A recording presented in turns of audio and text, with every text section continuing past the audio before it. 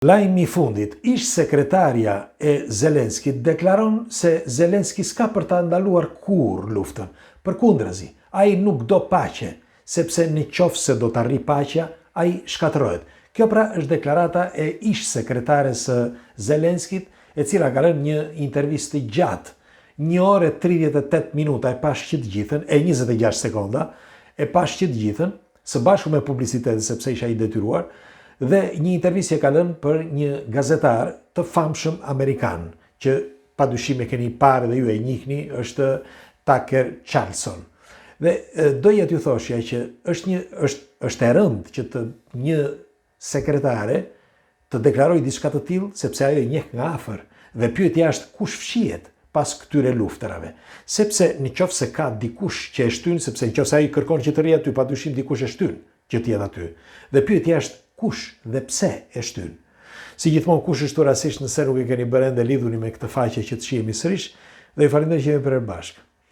Atëre, ish sekretarja Julia Mendel, pra sekretarja e Zelenskit, ajo thotë që në 2 vitet që ka qenë sekretare ti nga vitin 2019 deri në vitin 2021, ajo thotë që ishte seleksionuar nga 4.000 njerëz që kërkuan që të ishin për Briti, ishte student, sapo kishte mbaruar studimet, si thot ajo, dhe kërkoi të punonte pra në ministri. Dhe ai e mori, pasi bëri disa prova, e mori këtë si sekretare. Plus se kishte edhe punuan dhe të tjera, por në vende të tjera, por kjo ishte sekretare. Pra Julia Mendel, sekretarja e ish sekretarja e Zelenskit, e ka, pash intervistën, si që thash, e ka masakruar në intervistë, sepse a thot, a ishtë njeri me 2 fytyra. Është një njeri thot që atë që ka thot sot, thot, nuk përputhet me nesër, sepse ajo që ka shikni në televizor, thot, nuk është thot si fytyra e tij e vërtet, pra pas skene, sepse sa po fiken projektorët, thot ajo, ai ndryshon karakter, thot, ndryshon paraqitje, ndryshon mënyrën e të folur, ndryshon çdo gjë. Dhe pyetja ime është, sepse përveç kësaj ajo thotë që nuk mundet që të le luftën, sepse nëse do të le luftën, thotë ai shkatërrohet, jo nuk shkatërrohet vetëm psikologjikisht, por edhe fizikisht. Sepse ai nëse keni vënë re, siç thotë kjo në intervistë Julia, nëse keni vënë re, ai kërkon vetëm para dhe famë, asgjë tjetër. Para dhe famë. Kudo që shkon, na duhen ndihma dhe pastaj vazhdon me luftën. Pra, nëse ne mendonim që lufta do përfundohet në shumë shpejt, në fakt para pak ditësh edhe vetë Putin kërkoi një interlokutor ose një lidhës, si mund të quhet, që në këtë rast ishte ky gjermani, ish ministri Schroeder, ku Bashkimi Evropian nuk pranoi që të ishte Schroeder për interlokutor. Duan një interlokutor të ri. Pse e bëjnë këtë? Sepse njëri, duke mos pranuar Putin, një të ri do të thotë që nuk do që ta bësh, apo jo. Sepse nuk ai që thotë, okay, le të bijmë dakord, më sillni Schroeder, dhe pastaj futen të tjerë dhe thonë, jo, nuk t'japim, do t'japim një tjetër. Çfarë do të thotë kjo? Do të thotë që nuk duam të bëjmë paqe, apo jo. Atëre kush nuk e do paqen? Më falni. Kush? Ju si thoni? Shiko, dua një koment nga ju, do t'i lutesha, sinqerisht dhe falenderoj për komentet çdo ditë që jemi këtu bashkë. Por doja t'i pyesja diçka. Dikush nxit luftën, sinqerisht po e them. Dikush e nxit sepse s'ka shans. Shiko, në Ukraina në vitin, siç thot Julia, thashë pas të gjithë intervistën, në vitin thot ajo 2001 thot Ukraina ishte 44 milion banor, bile e kishte tejkaluar 44 milion banor në vitin 2001. Sot Ukraina ka 33 milion banor. Thuhet 39, thot ajo, por në të vërtet ka 33. Dhe nëse është kjo, me fjalë, ta zëm 10 milion ku shkuan? Sepse nga statistikat thuhet që kanë vdekur rreth 1 milion 900, le të themi 2 milion. 2 milion banor, njerëz. 2 milion njerëz kanë vdekur nga viti 2022 deri në vitin 2026. Tani, në këtë periudhë kohe, 1.200.000 thuhet janë vrarë rus. Pra, banorus dhe ushtar rus, thuhet. Unë mendoj se është anasjelltas, megjithatë. Dhe rreth 800.000 janë vrarë Ukrainas. Pra njerëz të thjesht dhe ushtar. Por pyetja është, lufta ku po bëhet? Po bëhet në Rusi apo në Ukrainë? Pra, në qoftë se është një vend ku bëhet lufta, unë mendoj që aty ka më shumë viktima. Nuk ka në Rusi.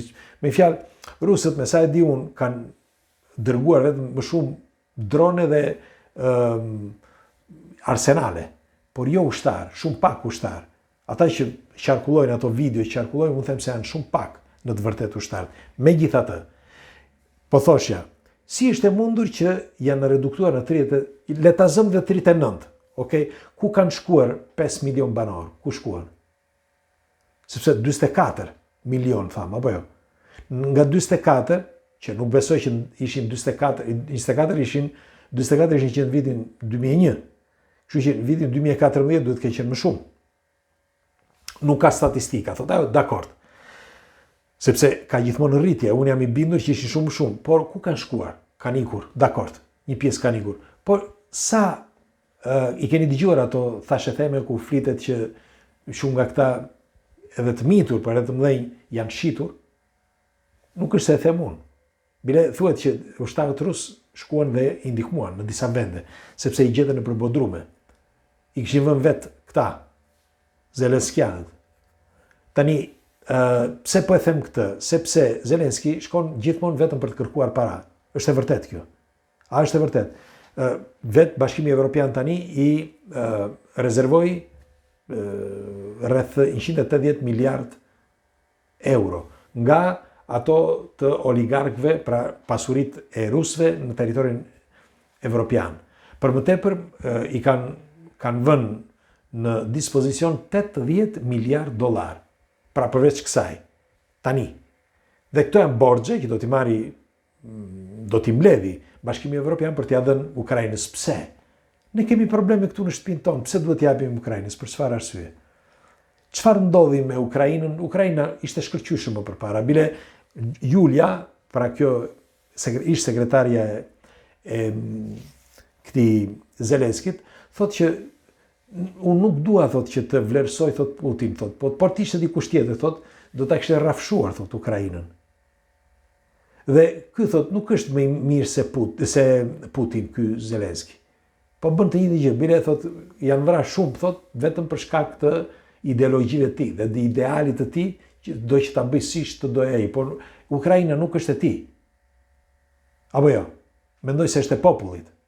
Tani, lexova që në Ukrainë janë dërguar, sepse kemi bërë para disa ditësh, por ishte gabim, sepse gjeta gabimin, normal, nuk jam perfekt, askush nuk është perfekt, dhe thuej që deri tani që nga viti 2022, ndonse lufta filloi në vitin 2014, por ne themi nga viti 2022 ku filloi rëndshëm, nga viti 2022 deri sot, viti 2026, thoshnin që janë dërguar 193 miliard euro nga ndihmat botërore, nga Amerika, kur ishte Biden, nga Italia, nga Gjermania, nga të gjitha vendet.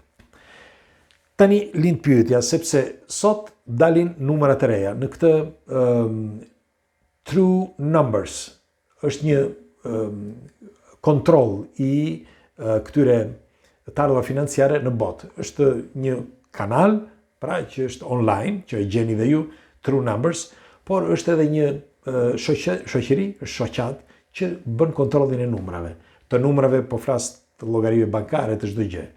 Dhe thotë që nuk është e vërtetë që kanë dërguar, thotë, në Ukrainë 193, por kanë dërguar 255 miliard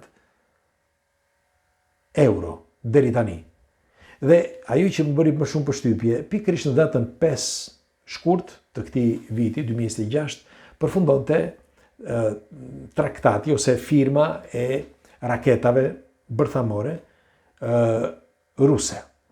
Dhe sipas gjasave, them gjithmonë nuk e dihet, sepse askush nuk e di, sipas gjasave, kjo start që quhet New Start, sepse kështu quhet kjo, që do të zgjasë për 5 vjet të tjera, mos gaboj, mendohet që ka ndryshuar protokolli. Dhe në protokoll është shkruar që është shtuar që në qoftë të se do të ketë një si quhet, një jo reprezalje, një atentat të Putin, atëherë do të ndryshoj protokolli në sekond. Me fjalë, është ndryshuar protokolli, por do të vihet në aksion. Tani këto janë thashë theme, nuk ka asgjë deri tani që të thuhet publikisht, i kam në vija tërthore këto informacione, unë di që e ka bërë Kim Jong.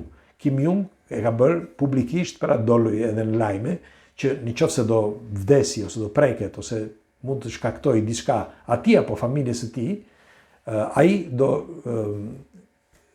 ka vënë pra në funksion bërthamoret.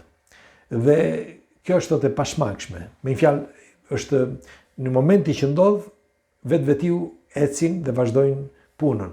Kush nuk e di tani askush nuk e di ku i ka drejtuar. Pa i thot ata që do t'i bëjnë dëm vendit para socializmit, që është ai në të vërtetë. Megjithatë, ndoshta këtë e dia për këtë lajm e njohim të gjithë, me fjalë me Koren, por me Rusin jo. Nuk e kisha dëgjuar dhe ndaj është një lajm kështu, me fjalë i momentit që thuhet që ka ndryshuar protokolli në vitin 2026 para në shkurt dhe është bërë më në drejtim të këtyre atentateve ose të një grusht shtetit që mund t'i kanoset, sepse kohët e fundit kjo është frika e Vladimir Putin sipas të dhënave, por që ka ndryshuar. Megjithatë, në këtë rast, atëherë do të thotë që diçka di a Vladimir Putin për sa i përket Zelenskit, sepse në qoftë se ky kërkon vetëm para dhe të qëndrojë aty në pushtet, atëherë lufta s'ka për të mbaruar kurrë. Dhe në qoftë se nuk ka për të mbaruar lufta, të dini që situata ekonomike dhe shoqërore botërore, por kryesisht evropiane, do të përkeqësohet. Këtë ja u them me plot gojën, s'ka nevojë me superlativa, por jam i bindur për këtë, duke filluar që nga viti që vjen. Megjithatë, në fund do ta shikojmë në fund të këtij viti dhe pastaj vitin tjetër akoma më keq. Ju çfarë mendimi keni për një kjo Julia Mendel është bëri një intervistë të gjatë, e dëgjova thash që të gjithën me kufje sepse teksa punoja, një pjesë e dëgjova me kufje, por është intervistë interesante dhe atë se si e klasifikon Putin është shumë domethënëse dhe bota vazhdon ende që ta ndihmojë. Përse? Vetëm për egot e tij. Megjithatë, pres komentet tuaja çfarë mendimi keni, natën e mirë.